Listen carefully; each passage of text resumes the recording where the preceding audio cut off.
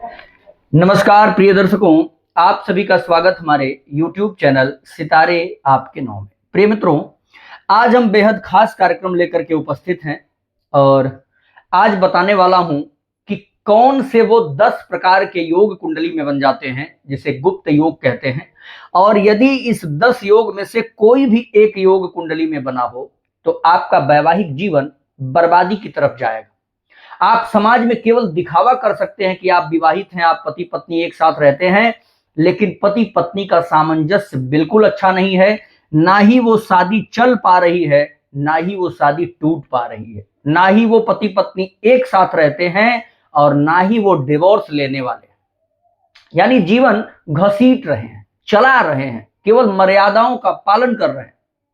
प्रिय मित्रों, जैसे आप किसी यात्रा में हो और आपको यात्रा में बहुत लंबा ट्रैफिक मिल जाए तो ना ही आप अपनी यात्रा कर पाते हैं, ना ही यात्रा रोक पाते हैं, बीच में फंसे होते हैं और आप केवल इंतजार करते हैं कि कब ट्रैफिक खुले। ऐसे ही अगर वैवाहिक जीवन में इन 10 योगों में से कोई एक योग बन गया हो तो आप केवल इंतजार करके जीवन बिताते हैं कि हो सकता है आने वाले समय में कुछ ठीक हो जाए हम दोनों के बीच। और बार बार किसी ऑनलाइन ऐप पर, किसी एस्ट्रोलॉजर के पास, किसी पंडित जी के पास जाकर आपका केवल एक सवाल होता है, पंडित जी हमारी लाइफ कब ठीक होगी। जैसे ट्रैफिक में रेलवे फाटक के पास खड़ा हुआ व्यक्ति केवल उस व्यक्ति को देखता है जो रेलवे फाटक को उठाता है, कब यह ट्रैफिक खुलेगा। वैसे ही आप ज्योतिषी के पास जाकर के केवल एक ही आस लगाए होते हैं कि कब हमारे जीवन में सुधार आएगा।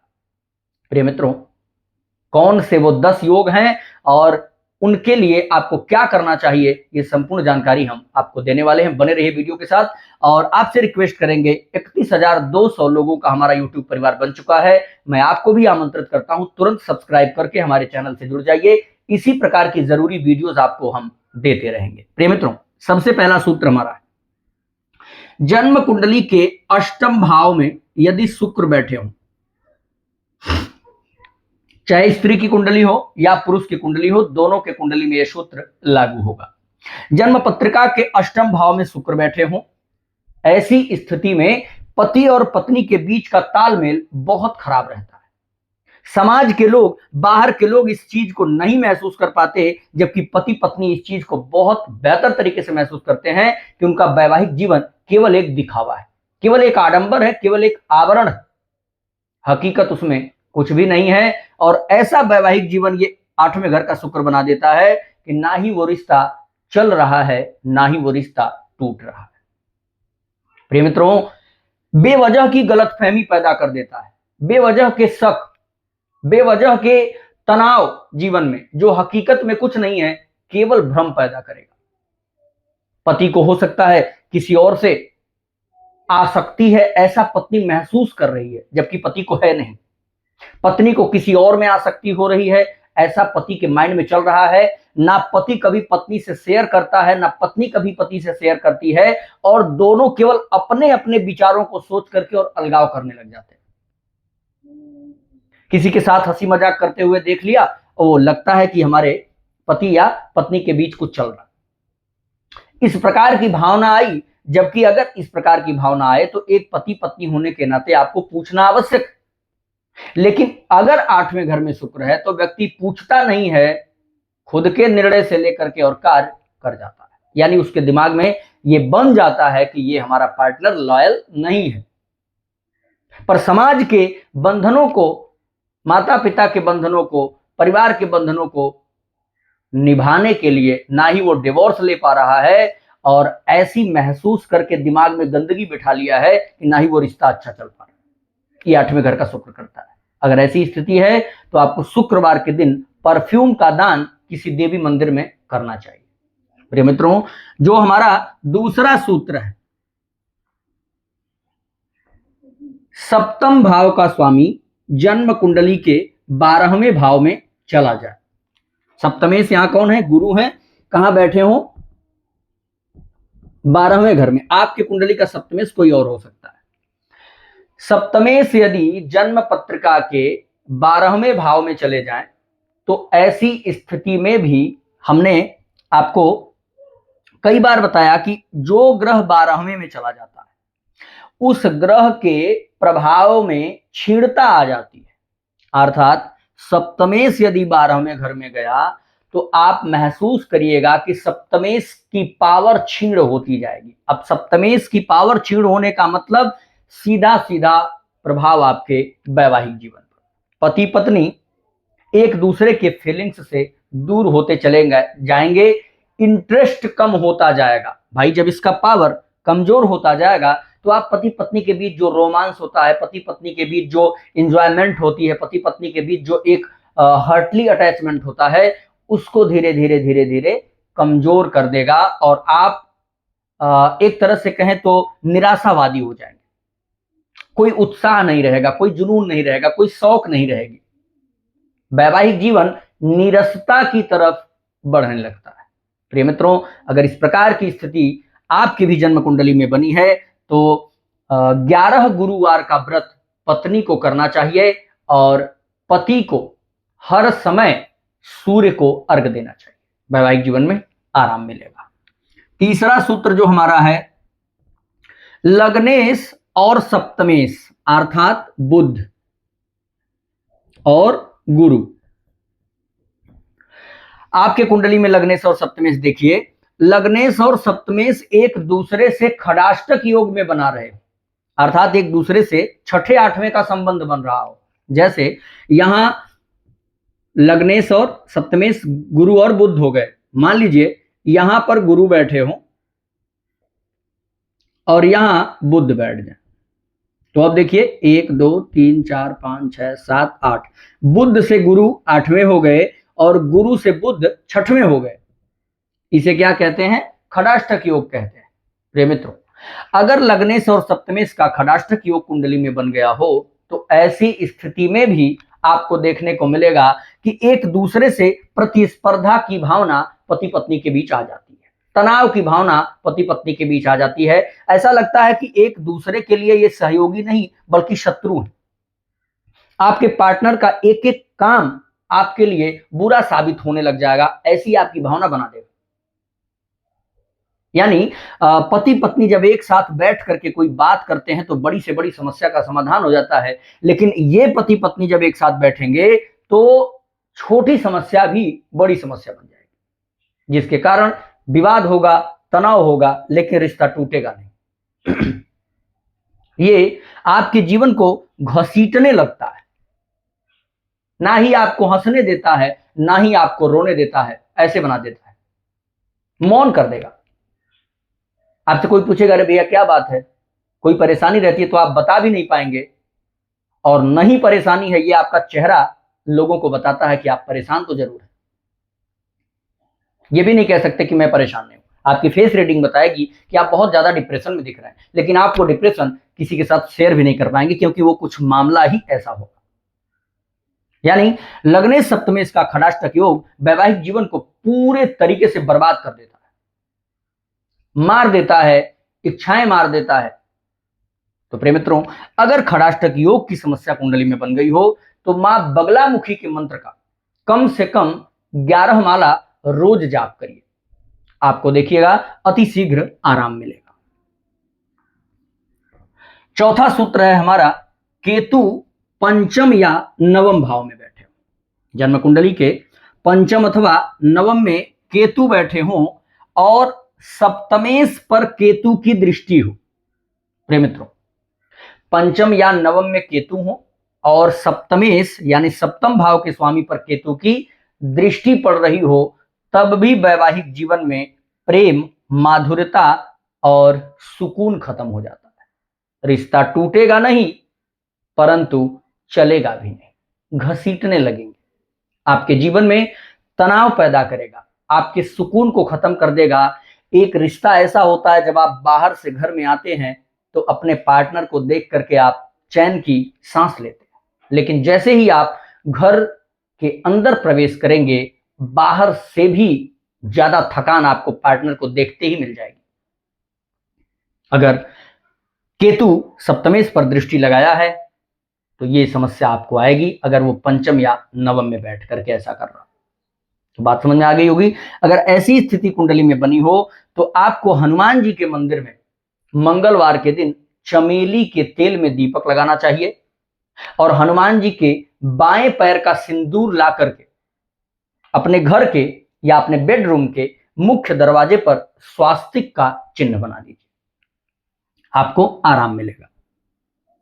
पांचवा सूत्र है जो दूसरे भाव में राहु अथवा केतु बैठे, जन्म कुंडली के सेकंड हाउस राहु बैठे हों या केतु बैठे हों, ऐसी स्थिति में भी पति पत्नी के बीच विवाद होना निश्चित है।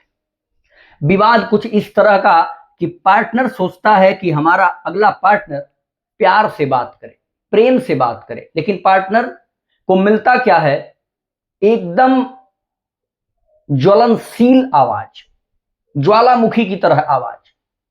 कुछ भी कहा तुरंत मुंह को बंद करा दिया, चिल्ला दिया, चुप रहिए, आपको कुछ भी नहीं पता है, आपके साथ जब से आए हैं जीवन बर्बाद हो रहा है। इस प्रकार के कठोर शब्द, कठोर वाणी का प्रयोग करते करते वैवाहिक जीवन में तनाव बढ़ता जाता है, अलगाव होता है, रिश्ता टूटता नहीं है, लेकिन आप कभी पास भी नहीं रहते। मैंने फिर बताया, इस वैवाहिक जीवन में ट्रैफिक की हाल, वैवाहिक जीवन में एक सामंजस्य के साथ अगर पति पत्नी दोनों प्रेम से आगे बढ़ रहे हो तो वो यात्रा सुखद है, लेकिन अगर ये योग बन जाए तो यात्रा ट्रैफिक बन जाती है। ना आप रोड पर चल पाते हैं, ना ही रोड पर रुक पाते हैं। जैसे ही आप रोड पर रुके, पीछे वाले ने हॉर्न देना शुरू कर दिया। क्या है मतलब? अगर आप बहुत ज्यादा दूरी करने लगे तो परिवार वालों ने पूछा, भाई आप दोनों के बीच कुछ चल रहा है क्या? नहीं नहीं, ऐसा कुछ नहीं है, हम लोग तो ऐसे ही रहते हैं। फिर आपने बहानाबाजी किया, पर हकीकत तो केवल आप दोनों को पता है कि ऐसा कुछ भी नहीं है जो पति पत्नी के बीच होना चाहिए। अगर ऐसी समस्या आपके बीच आ रही है तो आपको देवगुरु बृहस्पति के मंत्र का जाप करना चाहिए। हल्दी डालकर गुरुवार के दिन स्नान करें और आसपास के किसी मंदिर में गुरुवार के दिन जाकर के झाड़ू पोछा का काम आपको अवश्य करना चाहिए।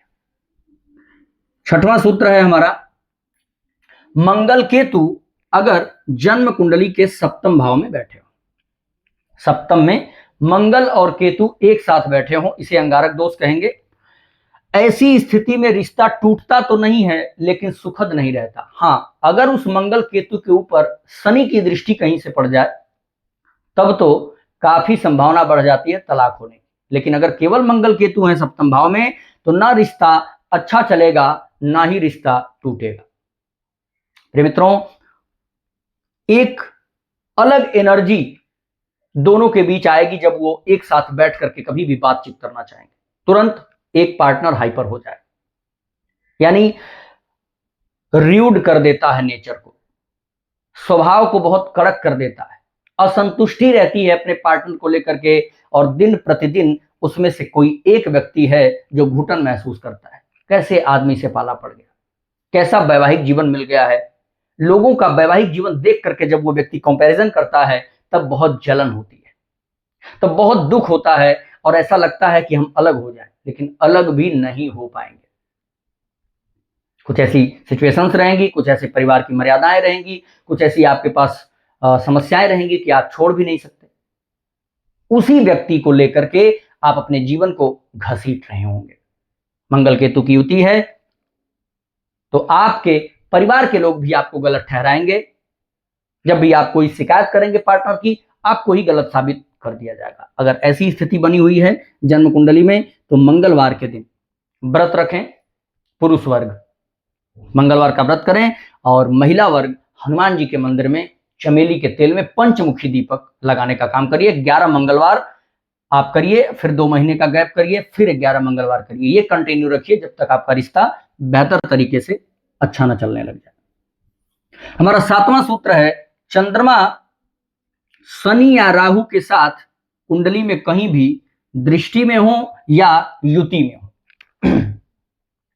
चंद्रमा कहीं भी शनि के साथ या राहु के साथ चाहे दृष्ट हो या युत हो, विष दोष या ग्रहण दोष का निर्माण हो जाता है। प्रिय मित्रों, अगर ऐसी स्थिति हो तो आपको पता है कि चंद्रमा संवेदनशील ग्रह है, मनोदशा को प्रदर्शित करता है। जब इसने शनि और राहु की युति या दृष्टि से पीड़ा महसूस की तो ये चंद्रमा चंचल और व्याकुल हो जाता है। ऐसी स्थिति में भी पति और पत्नी के बीच ठहराव नहीं रहता, मानसिक अशांति रहती है, किसी मुद्दे पर एकाग्रचित्त होकर के कोई निर्णय नहीं ले पाते हैं। इस कारण से भी वैवाहिक जीवन में दुविधा असुविधा देखने को मिल जाती है। अगर ये स्थितियां बनी हो तो आपको थोड़ा गंगा जल लीजिए, उसमें थोड़ा दूध मिला करके भगवान शिव को 21 सोमवार अर्पित करिए। पति और पत्नी दोनों लोग एक साथ जाकर के कर सकते हैं, आपको लाभ मिलेगा। हमारा जो 8वां सूत्र है, शुक्र और राहु जन्म कुंडली के 7वें भाव में बैठे, पति पत्नी दोनों के कुंडली के लिए। शुक्र और राहु का 7वें भाव में होना बहुत बड़ी दुविधा पैदा कर देता है, अशांति पैदा कर देता है, विश्वास की कमी आ जाती है, झूठा आरोप लगाने लगता है, भ्रम पैदा करता है। किसी के भी कुंडली में अगर ये युति बनी हो तो वो अपने पार्टनर को देख करके संतुष्ट नहीं रहेगा, रिश्ता टूटने भी नहीं देगा, प्यार भी नहीं होने देगा। केवल जैसे ट्रेन में यात्रा करते समय यात्री मिलकर के जितना आपस में बातचीत कर लेते हैं और ऐसा लगता है कि बड़े क्लोज हो रहे हैं 24 घंटे 26 घंटे की यात्रा में, पर जैसे ही स्टेशन आता है जिससे आप बहुत क्लोज थे, 2-4 घंटा जिससे बात करते आ रहे थे, वो अपना बैग उठाया और बिना बताए उतर लिया। सेम सिचुएशंस बना देता है शुक्र और राहु 7th हाउस में अगर हो तो बातचीत करके तो ऐसा लगता है कि भाई यहाँ पति पत्नी है, बड़ा सामंजस्य है, लेकिन जब अपने अपने जरूरत की बात आती है तब एक दूसरे का कोई ख्याल नहीं रखता है, किसी के इमोशंस का किसी को ख्याल नहीं रहता।